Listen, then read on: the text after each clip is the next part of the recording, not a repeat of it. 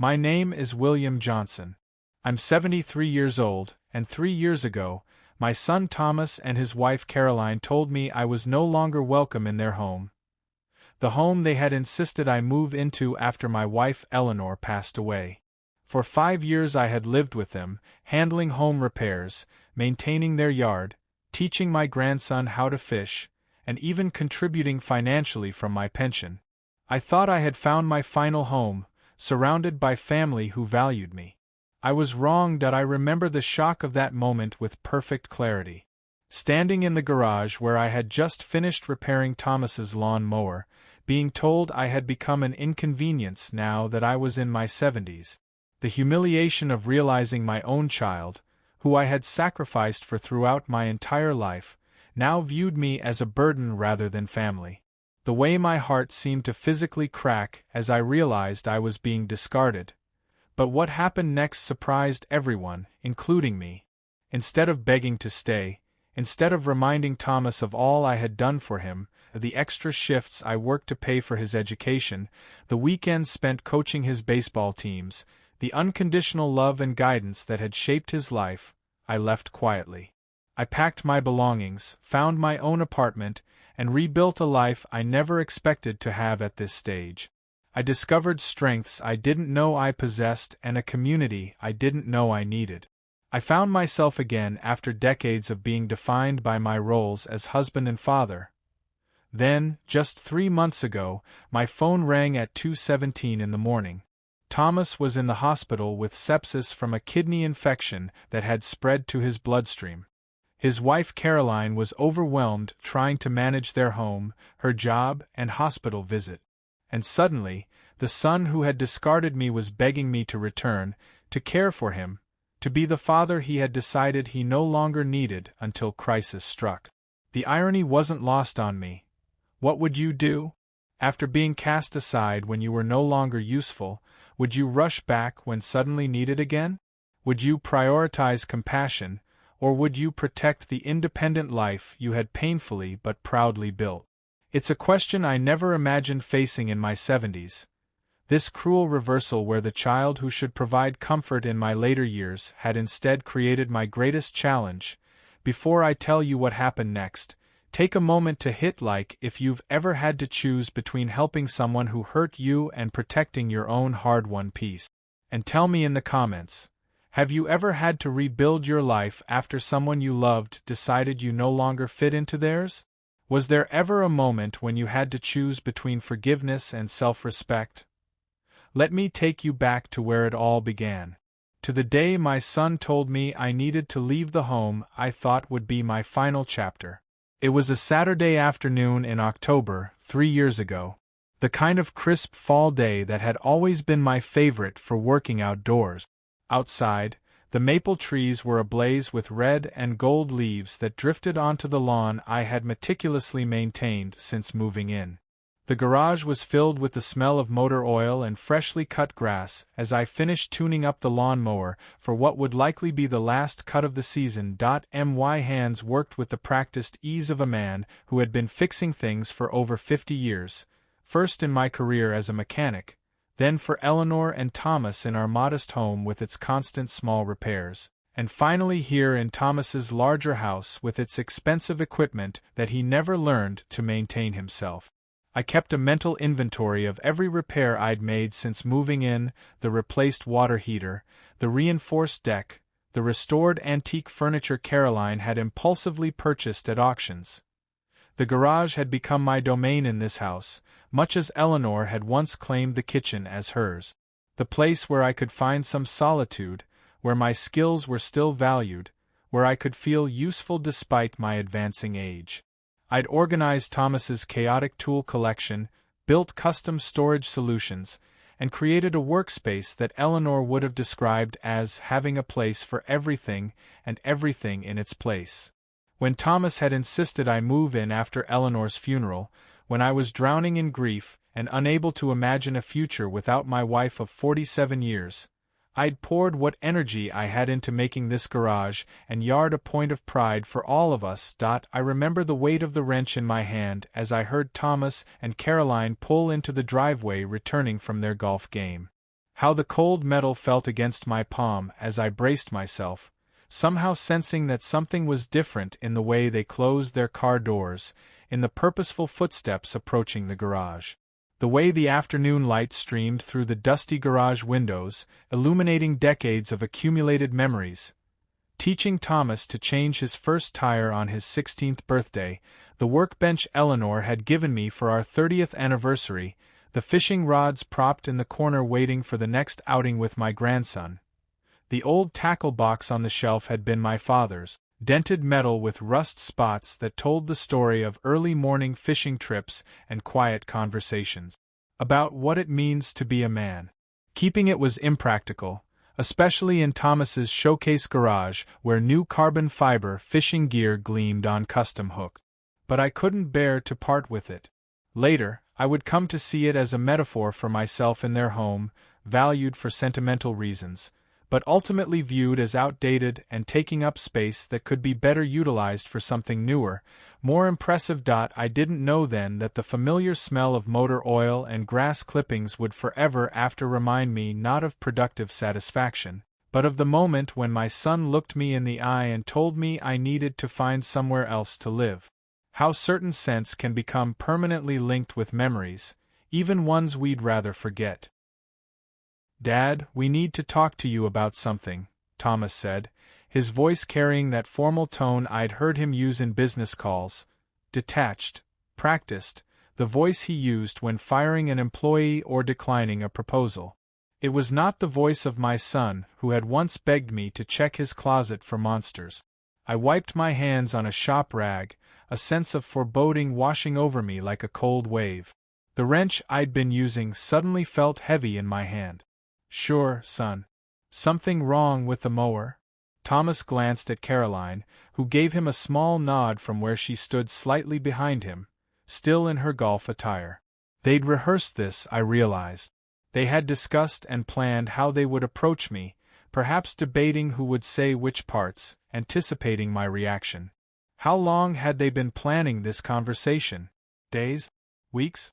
"Dad, Caroline and I have been talking and—" He paused, shifting his weight from one foot to another, a habit he'd had since childhood when uncomfortable. "We think it might be best if you found your own place to live." The words hung in the air between us, as tangible as the dust motes floating in the sunlight.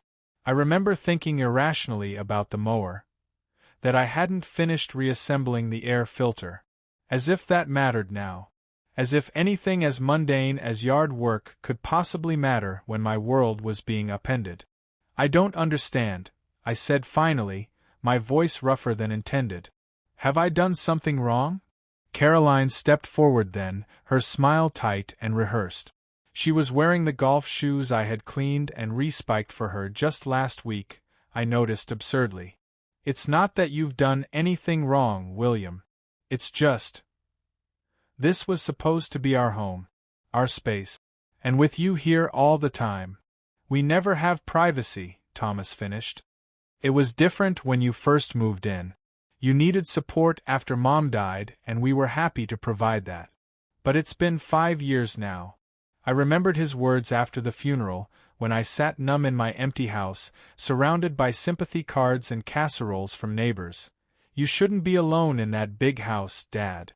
We have the guest suite just sitting empty. It makes sense for you to move in with us. Mom would want to know you were taken care of." "I see," I said, though I didn't. "Not really." The guest suite was on the opposite side of the house from their bedroom, with its own bathroom and sitting area. I kept the yard immaculate, handled all home repairs, and taught my grandson the skills Thomas had never had time to learn.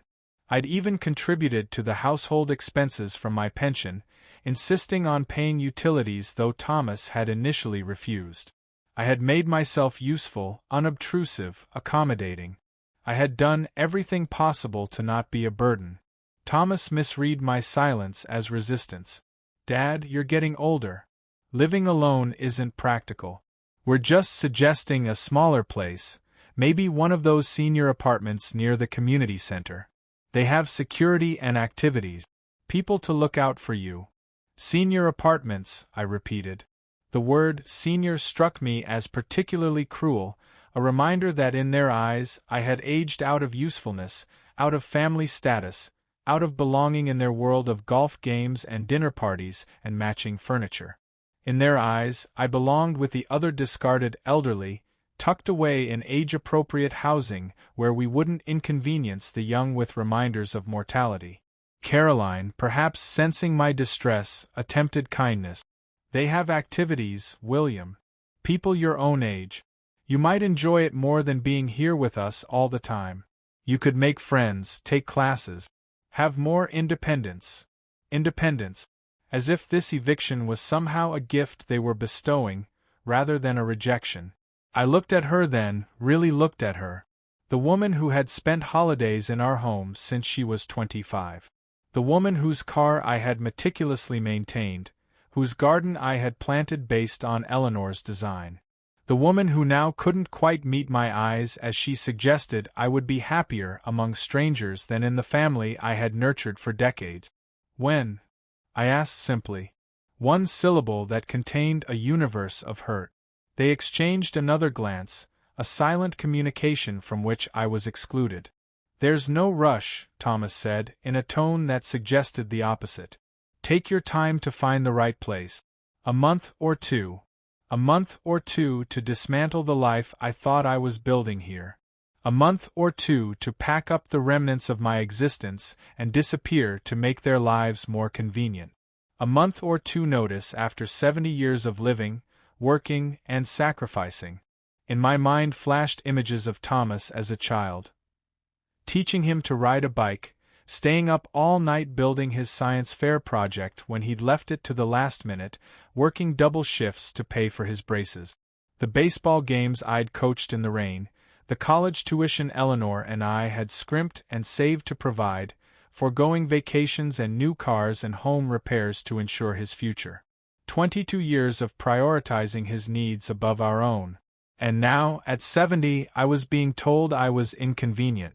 I was being asked to leave so they could have the guest room for Pilates equipment or a home office or whatever was more valuable to them than my presence. "I understand," I said finally. And in that moment, something shifted inside me. The pain was still there, an ache so profound it felt physical, but underneath it was a spark of something I hadn't felt in years, determination. Perhaps even anger, though it was too soon to recognize it as such. I turned back to the lawn mower, methodically beginning to reassemble the air filter. "I'll start looking tomorrow." Behind me, I heard Thomas and Caroline's awkward shuffle, clearly surprised by my quick acquiescence. They had prepared for arguments or emotional appeals, not for calm acceptance. "Dad, don't be upset. It's not that we don't want you," Thomas began, suddenly uncertain now that I wasn't playing my expected role in their script. I turned to face them, my expression calm despite the storm inside. "It's fine, Thomas. I understand perfectly. The mower's all set for one more cutting this season. You might want to run it tomorrow before the rain comes in." The ordinary statement in such an extraordinary moment seemed to unsettle them both. They made excuses about needing to shower after golf, and left me alone in the garage, the smell of motor oil and cut grass now tinged with the bitter taste of rejection. It was the last repair I ever made in their home, and as I carefully put away each tool, I realized it would be the last time I would maintain anything for them. Some things, once broken, cannot be fixed again, no matter how skilled the mechanic. After they left, I mechanically finished reassembling the lawn mower, tightening each screw with perhaps more force than necessary.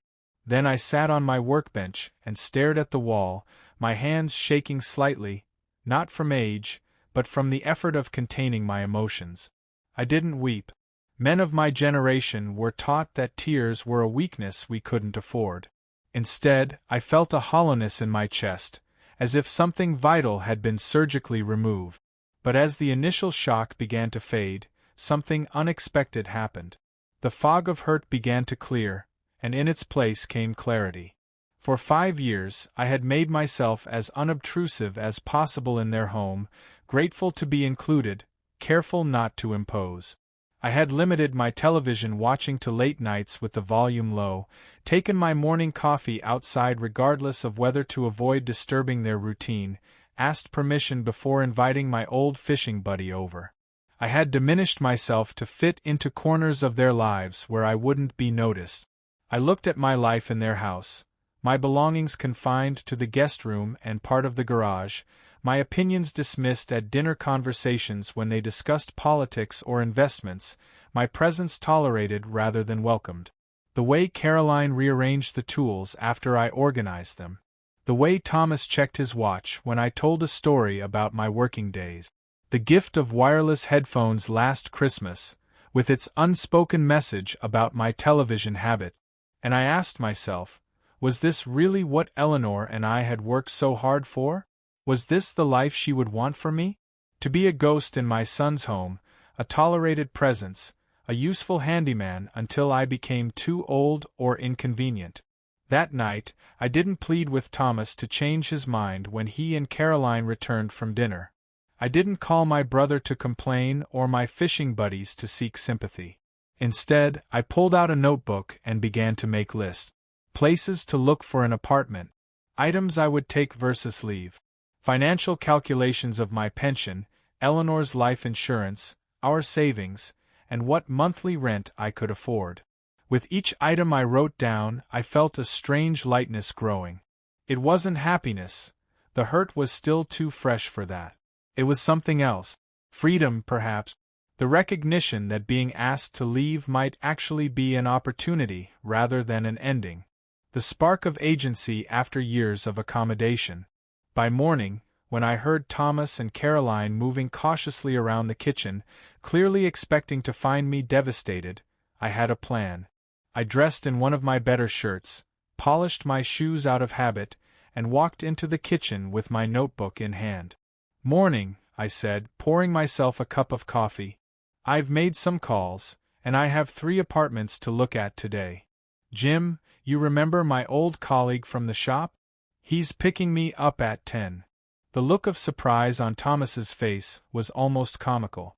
Caroline nearly choked on her protein shake. "Already?" Thomas asked. "Dad, I told you there's no rush." I added sugar to my coffee, a small rebellion against Caroline's sugar-free household rules. No time like the present. Besides, the sooner I'm settled, the sooner you two can have your privacy back. "Do you need me to drive you?" he offered, a hint of guilt creeping into his voice. I smiled, not a hurt smile or an angry one, but a smile of quiet determination. "No thank you. I can manage." And in that moment, standing in the kitchen that would soon no longer be my domain, I felt something I hadn't experienced in years. Not since before Eleanor got sick. Not since before I moved in with Thomas. I felt in control of my own life again. It wasn't a dramatic confrontation or an emotional declaration. It was a quiet turning point. The moment I decided that being asked to leave wasn't going to break me, it was going to rebuild me. As I waited for Jim to arrive, I looked at old photographs in my room. Eleanor and I on our wedding day. Thomas's first day of school. Family vacations and holiday gatherings. A life well lived, full of work and purpose. And I realized something important: those memories weren't located in Thomas's guest room. They were inside me. I could take them wherever I went. When Jim's truck pulled into the driveway, I walked out with my wallet and my dignity. I didn't look back at the house. Instead, I looked forward to whatever came next, to whatever I chose to build from the ruins of what I had lost. The apartment I chose wasn't fancy. A modest one-bedroom unit in Oakwood Senior Living, 15 minutes from Thomas's house. The balcony was barely large enough for a chair, but it faced the community garden where I could request a plot. The kitchen was small with outdated appliances, but there was a workbench in the community workshop where residents could pursue hobbies. "It's the most basic floor plan," the property manager said hesitantly as we toured it, "but if you want something with more space—" "This one," I interrupted. "This will do fine." What I didn't tell her was that the affordability meant independence. I'd done the math meticulously the night before, calculating my monthly pension, the small life insurance policy Eleanor had left, and our modest savings. I could afford this place for at least 10 years without touching the principal of our investment. Financial security meant never having to depend on Thomas again. The next morning, I went to the bank alone.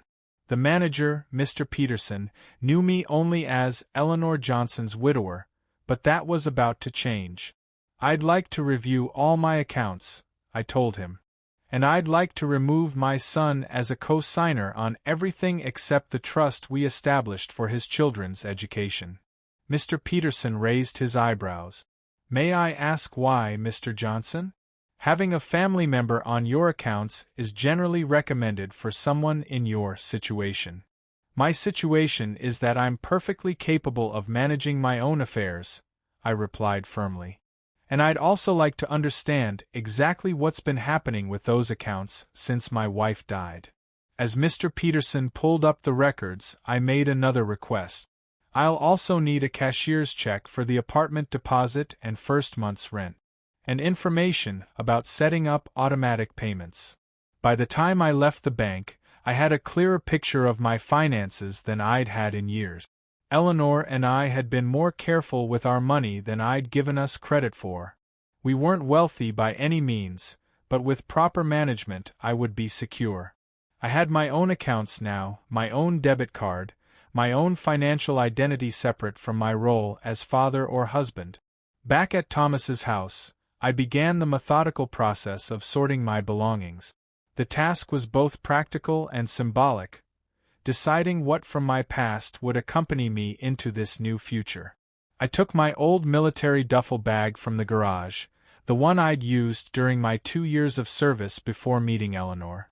Into it went the items that defined who I was beyond my role as Thomas's father. My father's pocket watch, passed down through generations.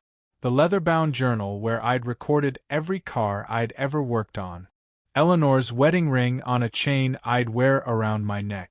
Photo albums, but only the ones from before Thomas was born, when Eleanor and I were young and dreaming of our future together. The fishing tackle box with my father's initials carved into the handle. I left behind the gifts Thomas and Caroline had given me over the years. The expensive electric razor I never used, the tablet computer I could never figure out, the designer sweaters that weren't my style. Those weren't really gifts for me, I realized. They were gifts for the person they wanted me to be. In the garage, I carefully packed my essential tools, the ones I'd used throughout my working life, each with its own story of projects completed and problems solved.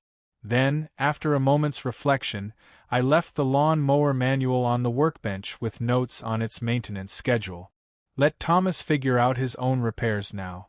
10 days after Thomas and Caroline had asked me to leave, I stood in their foyer with one duffel bag, a box of tools, and a small crate of personal items.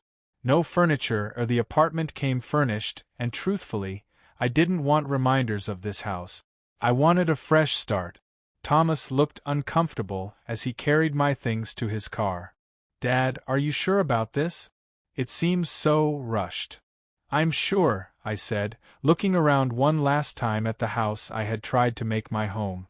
Sometimes the right decision becomes very clear very quickly.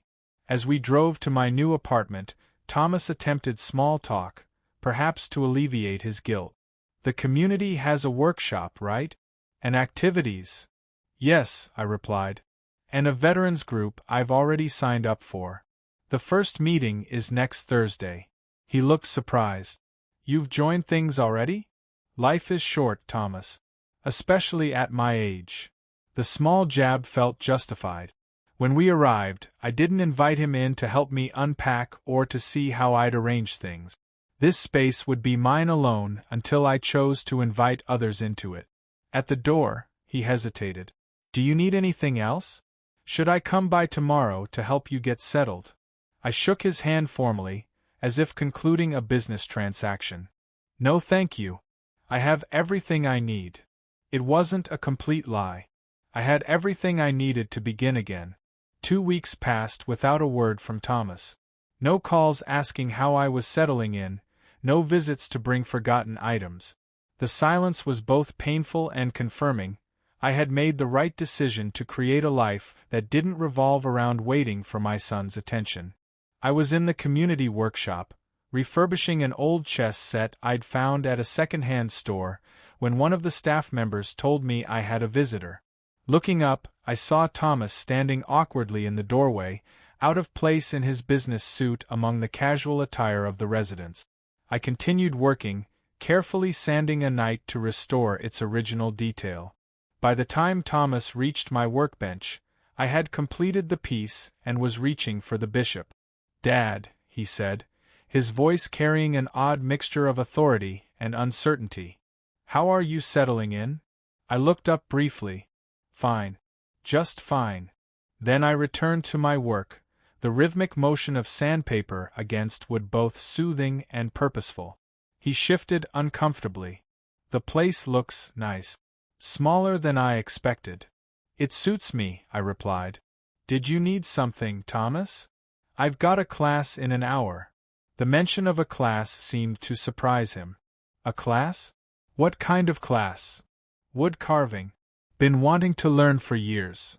I set down the bishop and finally gave him my full attention. "What brings you by, son?" Thomas glanced around, noticing the interested looks from my fellow residents. This wasn't the private conversation he'd anticipated. "Could we talk somewhere more private? Maybe your apartment?" I considered refusing but decided against it. "All right." In my apartment, Thomas seemed surprised by how I'd arranged things. The living area had been transformed into a comfortable space that reflected my interests, books on mechanics and history on the shelves, my fishing photos displayed prominently, a small workbench I'd set up by the window. "You've really made it your own," he said, sounding genuinely impressed. "It looks comfortable." "It is." I waited, knowing there must be a reason for this sudden visit. Thomas cleared his throat. "Dad, Caroline and I have been talking. We were thinking maybe we were hasty in suggesting you move out. The kids miss you. The yard isn't looking as good. And honestly, the house feels different without you." I felt a momentary surge of vindication, quickly replaced by wariness. "Is that so? Maybe we could reconsider the arrangement. The guest suite is still empty." "And what does Caroline think about this idea?" I asked, knowing the answer from his hesitation. "She agrees that we may have acted too quickly." I nodded slowly, understanding the real situation. Thomas was finding it inconvenient to manage home maintenance himself. Caroline likely resented having to drive the kids to activities I used to handle. The perfect arrangement where I provided services without imposing on their lives had been disrupted. "Thomas," I said carefully, "I appreciate the offer, but I've signed a 1-year lease here. I've joined groups, made commitments. I'm building a life. But it's so basic here," he protested, gesturing around at my modest apartment. "And don't you miss the kids? Your workshop?" "Of course I miss the kids. But I see them for scheduled visits now, quality time where I'm their grandfather, not the household handyman." I paused. "As for the rest, you might be surprised to learn that at 70, I'm finding some benefits to a simpler life." His face showed confusion, as if the idea that I might prefer independence to servitude in a larger house was incomprehensible. "Dad, be reasonable. This can't be what you want." "That's where you're wrong," I replied, my voice steady. "For the first time in years, I'm living exactly as I choose. My space, my rules, my time. Do you know what that means to a man my age? To not feel like a guest in his own life." Thomas's expression hardened slightly. "This is about pride, isn't it? You're punishing us for asking you to move." I shook my head. "No, son. This isn't about punishment. It's about self-respect. You made a decision that was right for your family. I respected that. Now I'm making decisions that are right for me. I'd appreciate the same respect in return." As Thomas prepared to leave, visibly frustrated by his failed mission, he paused at the door. "Mom would want you to be with family. She wouldn't want you alone like this." It was a low blow, using Eleanor against me. I felt a flash of anger but controlled it. Your mother wanted me to be valued, Thomas. Not tolerated. There's a difference. I opened the door. You're welcome to visit anytime. Just call first. The door closed behind him with a quiet click that felt surprisingly final. A month after settling into my new apartment, I received a notice from the bank about unusual activity on one of my accounts. Concerned, I scheduled an appointment with Mr. Peterson for the following morning. Mr. Johnson, he said, his expression grave as he reviewed my statements, I'm afraid there have been several substantial withdrawals from your investment account over the past year, withdrawals that don't align with your usual patterns. He turned the computer screen so I could see. There, in black and white, was evidence of money being moved, first small amounts, then larger sums, totaling over $42,000 in the past 18 months. I didn't authorize these, I said, the shock giving way to a cold clarity. Who made these withdrawals? Mr. Peterson looked uncomfortable. They were made using the co-signer authorization on your account, your son Thomas. It appears the funds were transferred to a joint business account in his and Caroline's names. The betrayal hit me like a physical blow. Not just being asked to leave. That I had begun to understand as their prerogative, however painful. But this was different. This was theft, plain and simple, from the father who had given Thomas everything I could throughout his life. Can you tell what the money was used for? I asked, my voice steady despite the turmoil inside. More typing, more uncomfortable glances. It appears the largest withdrawals coincide with payments to luxury landscape design and elite home renovations. The landscaping project, the kitchen remodel, the backyard pool installation. All those improvements to the home I had been asked to leave, paid for, at least in part, with my money. Money that represented decades of hard work, money that was meant to secure my independence in old age. Sitting in that banker's office, surrounded by spreadsheets and documentation, something shifted in my understanding of my relationship with my son. This wasn't just about space or privacy or generational differences. This was about exploitation, using me for my labor around their house while simultaneously draining my resources. I felt strangely calm as I asked Mr. Peterson, "What are my options here?" Well, legally, he had authorization to access the accounts, the banker explained. But given the circumstances and pattern of withdrawals, you could make a case for financial exploitation of a senior. There are laws to protect against that. And if I don't want to take legal action? The thought of publicly accusing my son of theft was almost as painful as the theft itself. We could arrange a meeting, try to establish a repayment plan. Or you could simply protect what's left by removing his access, which you've already done. I nodded slowly, gathering the documents Mr. Peterson had printed for me. I need time to think about this. Walking back to my apartment, I felt a strange sense of liberation beneath the pain. The illusion of family loyalty that I had clung to was finally shattered completely. There would be no more self-deception, no more making excuses for Thomas's behavior. The truth, however ugly, was preferable to comforting lies. That evening, I sat on my small balcony, watching the sunset with a clarity I hadn't felt in years. I remembered something my father had told me when I was young. A man who knows where he stands can weather any storm. For the first time since Eleanor died, I knew exactly where I stood, alone, but on solid ground of my own making. The next day, I called my old friend Frank Miller, who had practiced elder law before his retirement. We met at a diner near my apartment, the kind of place where the coffee is mediocre but they keep refilling your cup without asking.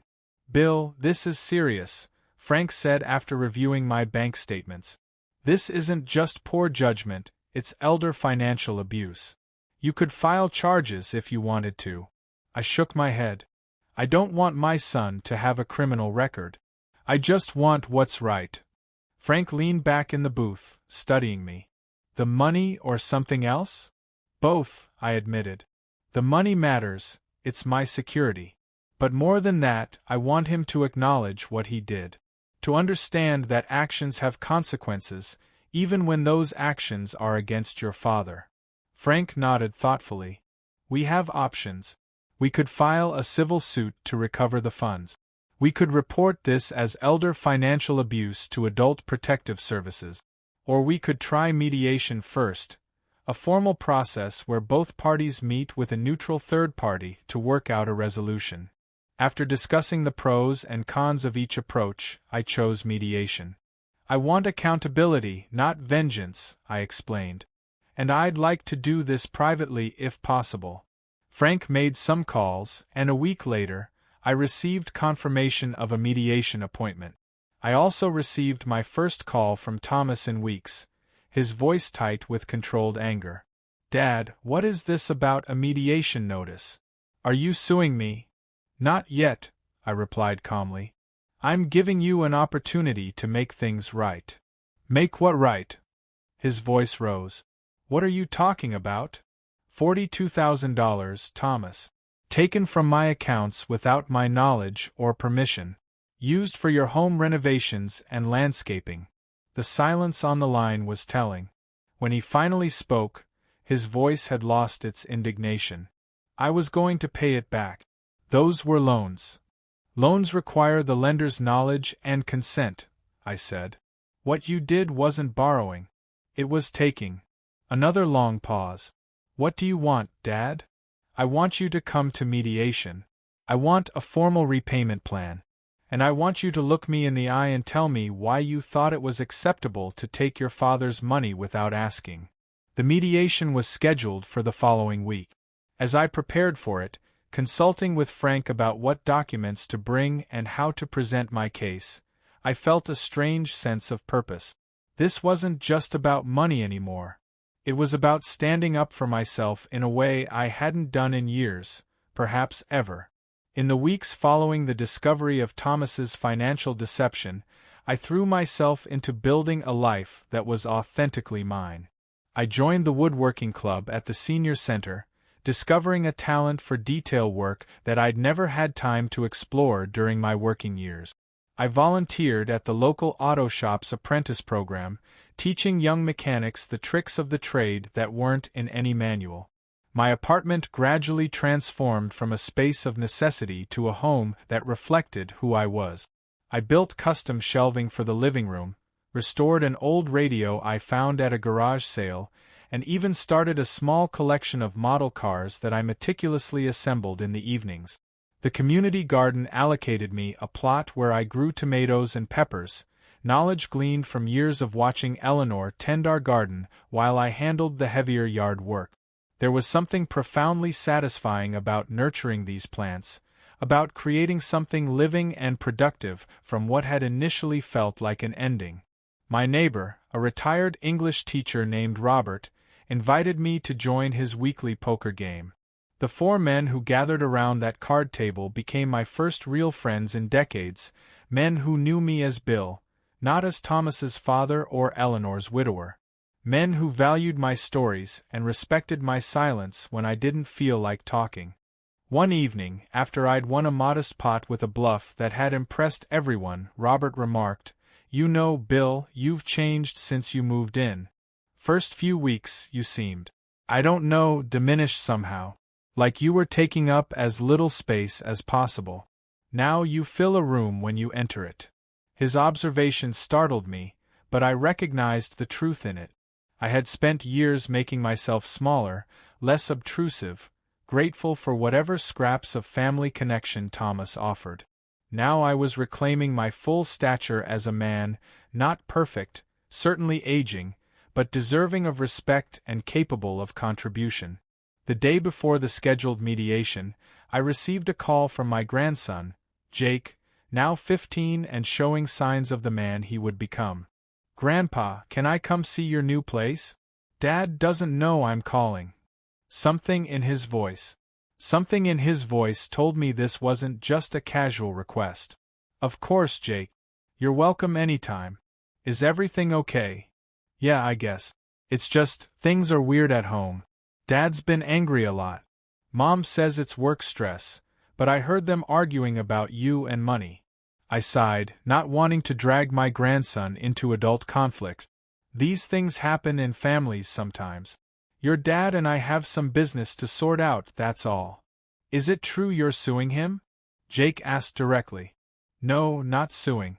We're going to mediation, like a meeting with someone who helps people reach agreement. It's a way to solve problems without courts.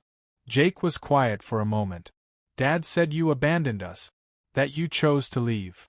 The unfairness of that characterization stung.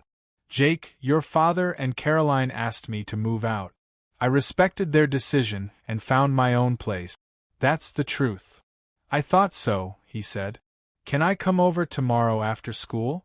I miss our fishing talks.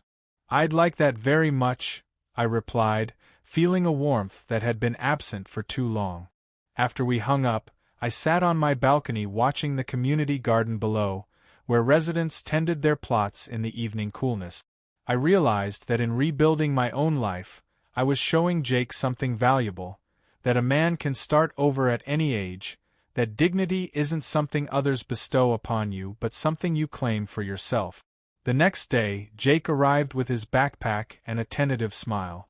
I showed him around my apartment, pointing out the projects I'd completed and the plans for new ones. His eyes widened at the small workbench I'd set up. This is cool, Grandpa. It's like your own personal workshop. On a smaller scale, I agreed. But it suits me.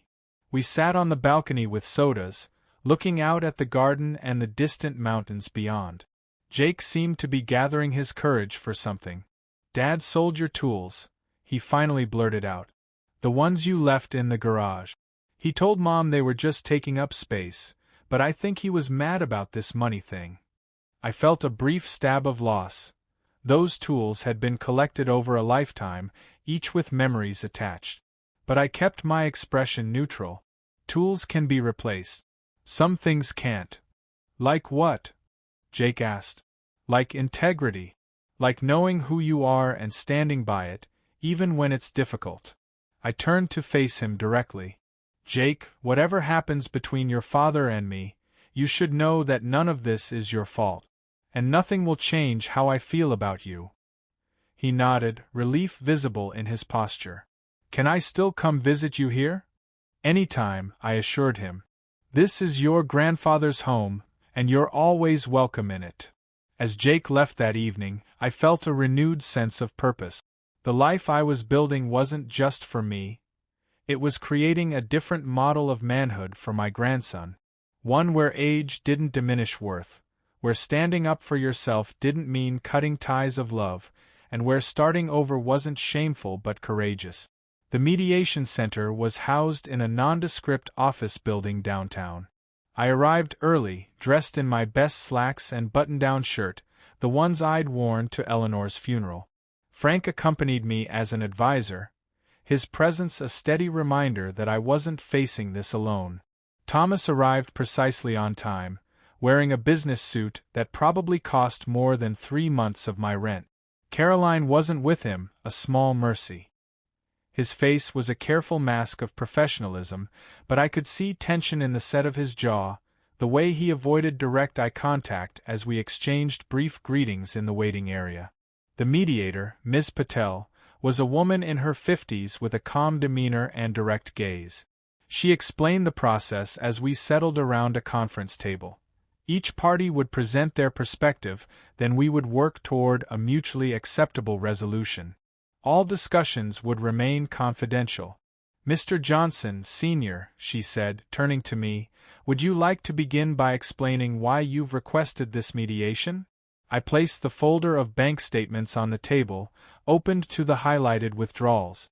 My voice was steadier than I expected as I recounted discovering the unauthorized transactions, connecting them to the home improvements Thomas had undertaken. Over 18 months, a total of $42,327 was removed from my accounts without my knowledge or permission, I concluded. I am here today to establish a formal repayment plan and to understand why this happened. Thomas shifted in his chair, his expression fluctuating between defensiveness and something that might have been shame. When his turn came to speak, he cleared his throat several times before beginning. "I acknowledge the withdrawals," he said, eyes fixed on the table. "But they were intended as temporary loans. With the renovations, our budget was stretched, and I planned to replace the funds after my year-end bonus." "Did you inform your father of these loans?" Ms. Patel asked. "No," Thomas admitted. "I had power of attorney and co-signing authority. Legally." "We're not here to debate legality," Ms. Patel interrupted gently. "The question is about transparency and intent." Thomas fell silent. In that moment, I saw not the successful businessman but the boy who had broken a window playing baseball and tried to hide the evidence. The pattern hadn't changed, only the stakes.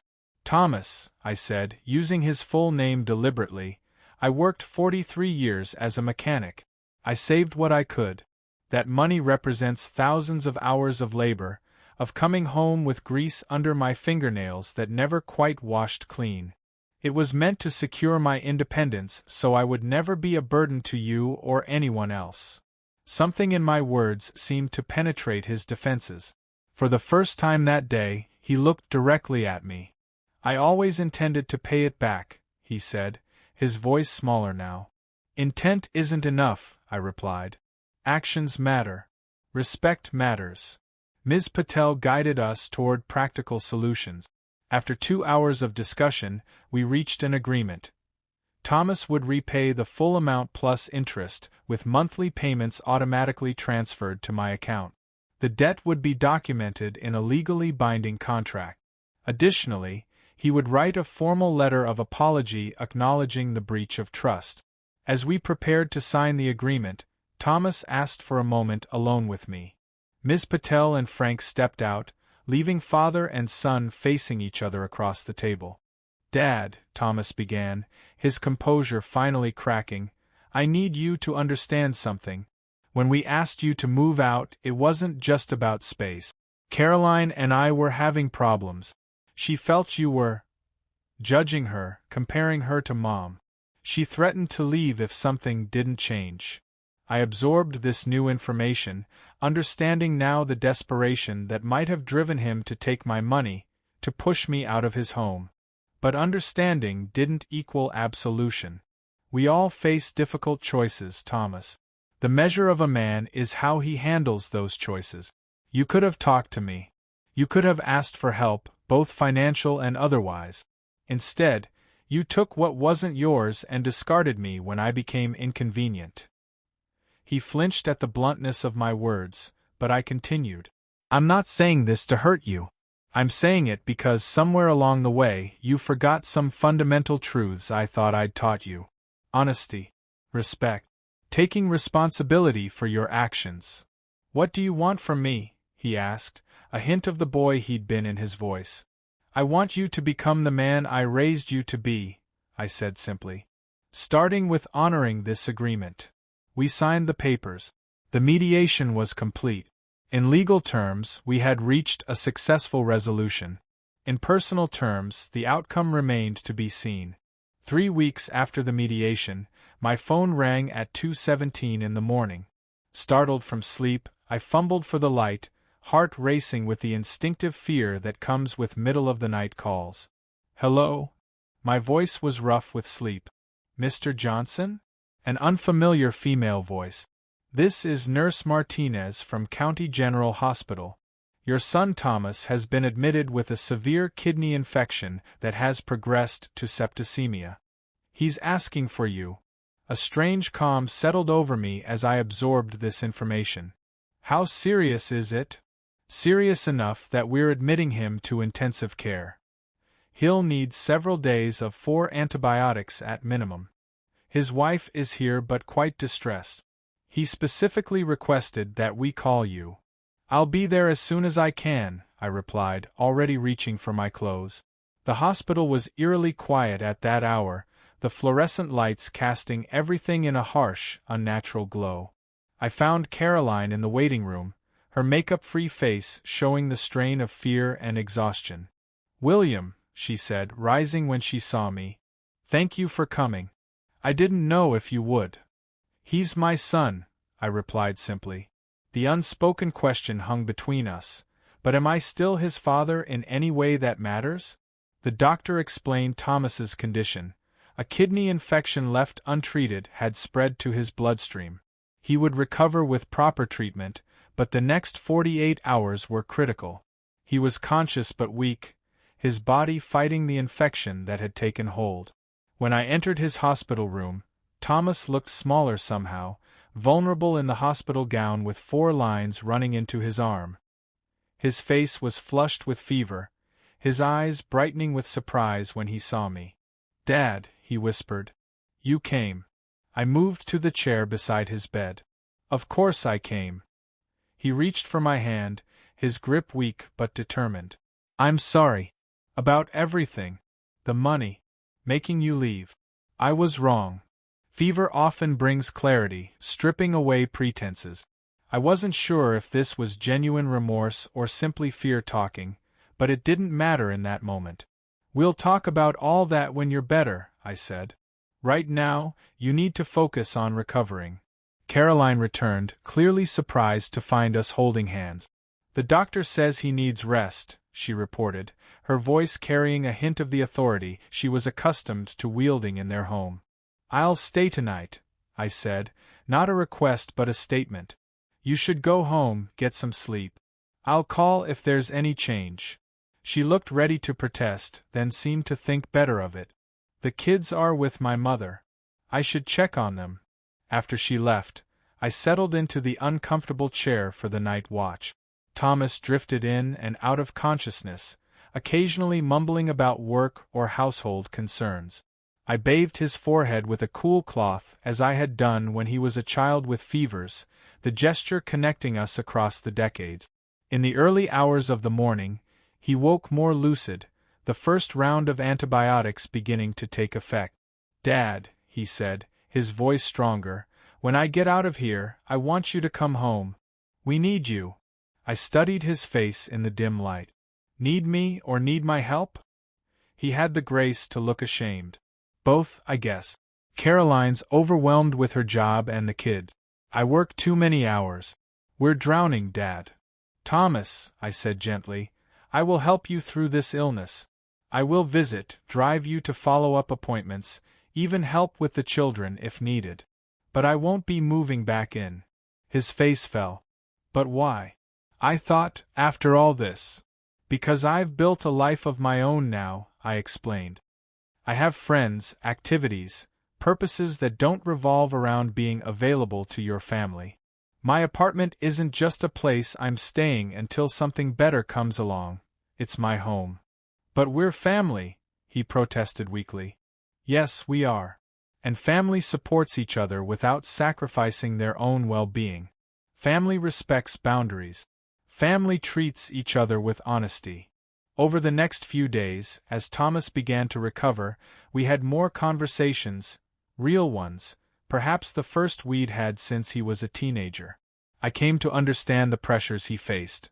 A mortgage that stretched their finances, Caroline's demanding career, children involved in expensive activities. None of it excused his actions, but it helped me see him as a flawed human rather than simply the son who had betrayed me. For his part, Thomas began to see me not as an elderly parent to be managed but as a man with my own life, choices, and dignity. The illness had forced a reckoning that might otherwise have taken years to reach. When he was discharged, I helped settle him at home, showed Caroline how to administer his medications, and then drove back to my apartment. As I was leaving, Thomas walked me to the door, still weak but determined. Dad, I know you won't move back in, and I respect that. But can we start over somehow? Find a new way to be family? I considered his question carefully. Not start over, Thomas. That would mean erasing everything that's happened, good and bad. But we can move forward, with clear eyes about who we are and what we expect from each other. In the months that followed, we established a new kind of relationship. Thomas fulfilled the repayment plan faithfully. I visited their home for Sunday dinners, no longer as the resident handyman but as an honored guest. I taught Jake woodworking in my community's workshop. I built a relationship with my granddaughter based on our shared love of old movies. My life at Oakwood flourished. I dated a widow named Ruth who taught watercolor classes. I expanded my model car collection. I became treasurer of the Veterans Group. At 73, I was living with more purpose and authenticity than I had in decades. One evening, as Thomas and I sat on my balcony after he'd driven me home from a family dinner, he remarked, "You know, Dad, I never thought I'd say this, but you seem happier now than when you lived with us." I nodded, watching the sunset paint the sky in shades of orange and purple. Sometimes what seems like an ending is really a beginning. Being asked to leave was painful, but it forced me to reconsider who I am beyond being your father. "And who is that?" he asked, genuine curiosity in his voice.